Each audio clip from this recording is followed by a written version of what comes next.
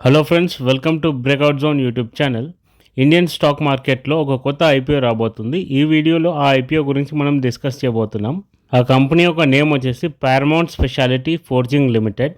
ఈ వీడియోలో మనం ఈ కంపెనీ యొక్క రివ్యూ మనం చేద్దాము. దీంట్లో price, date, allotment and financials అన్నీ డిస్కస్ చేద్దాం. ఈ యొక్క కంపెనీ 1994లో ఎస్టాబ్లిష్ అయింది. ఇది జనరల్గా స్టీల్ ఫోర్జింగ్ కాంపోనెంట్స్ మ్యానుఫ్యాక్చర్ చేస్తుంది.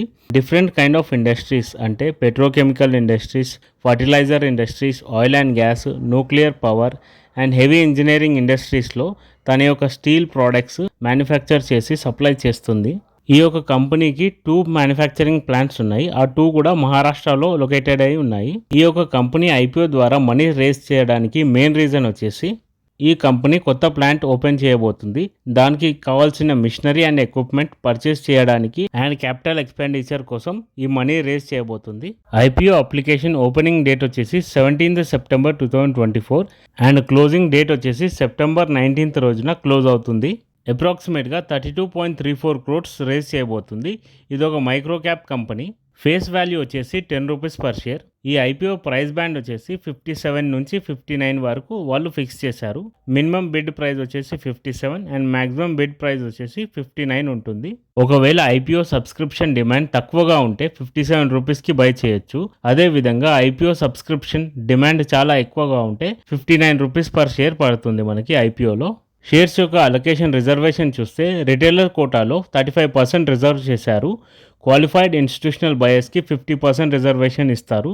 నాన్ ఇన్స్టిట్యూషనల్ ఇన్వెస్టర్స్కి 15% రిజర్వేషన్ ఉంటుంది. టోటల్గా 1 లాట్లో 2000 షేర్స్ ఉంటాయి. రీటైల్ ఇన్వెస్టర్స్ ఓన్లీ 1 లాటే కొనొచ్చు. 1 లాట్ కొనాలంటే దాని యొక్క అమౌంట్ 1,18,000 పడుతుంది. అప్లికేషన్స్ క్లోజ్ అయిన తర్వాత సెప్టెంబర్ 20న షేర్ అలాట్మెంట్ జరుగుతుంది. ఒకవేళ మీకు అలాట్మెంట్ రాలేదనుకోండి, మీ యొక్క మనీ రీఫండ్ అవుతుంది సెప్టెంబర్ 23rd రోజున. అలాట్మెంట్ దొరికిన వాళ్ళకి సేమ్ డే మీ డీమ్యాట్ అకౌంట్లో షేర్స్ క్రెడిట్ అవుతాయి. ఈ కంపెనీ యొక్క ఫైనాన్షియల్స్ చూస్తే 2021, 22, 23లో రెవెన్యూ అండ్ ఎక్స్పెన్సెస్ పెరుగుతూ వచ్చాయి. అండ్ ప్రాఫిట్ ఆఫ్టర్ ట్యాక్స్ చూస్తే 3 yearsలో అన్ఈవెన్గా ఉంది. పాజిటివ్ రిటర్న్ ఉన్నా కానీ దాని యొక్క వాల్యూ చాలా తక్కువగా ఉంది. 2 crores, 3 crores అలా ప్రాఫిట్ జనరేట్ చేస్తుంది. సో ఇలాంటి మైక్రో క్యాప్ కంపెనీస్లో ఇన్వెస్ట్ చేసేటప్పుడు రిస్క్ కూడా చాలా ఎక్కువగా ఉంటుంది. ఐపీఓస్లో ఇన్వెస్ట్ చేసే ముందు దాని యొక్క ఫైనాన్షియల్స్ చూడడం చాలా important. At the same time company యొక్క మేనేజ్మెంట్ కూడా స్ట్రాంగ్గా ఉంటేనే మనం ఇన్వెస్ట్ చేయాలి. ఈ యొక్క కంపెనీ మైక్రో క్యాప్ అండర్లో వస్తుంది. ఫైనాన్షియల్స్ కూడా అంత అట్రాక్టివ్గా కనిపించడం లేదు.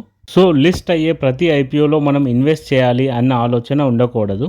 ఈ వీడియోలో మనం డిస్కస్ చేసింది ఓన్లీ లెర్నింగ్ అండ్ అనాలిసిస్ కోసమే చేయడం జరిగింది. ఇది ఇన్వెస్ట్మెంట్ రికమెండేషన్ కాదు, or buy or sell recommendation కూడా కాదు. మీ యొక్క ఫైనాన్షియల్ అడ్వైజర్ అడ్వైస్ తీసుకొని మాత్రమే డిసిషన్ తీసుకోండి. ఇలాంటి స్టాక్ మార్కెట్ రిలేటెడ్ అప్డేట్స్ కోసం సబ్స్క్రైబ్ చేయండి. అదేవిధంగా నోటిఫికేషన్ బెల్ ప్రెస్ చేయండి. Thanks for watching our video.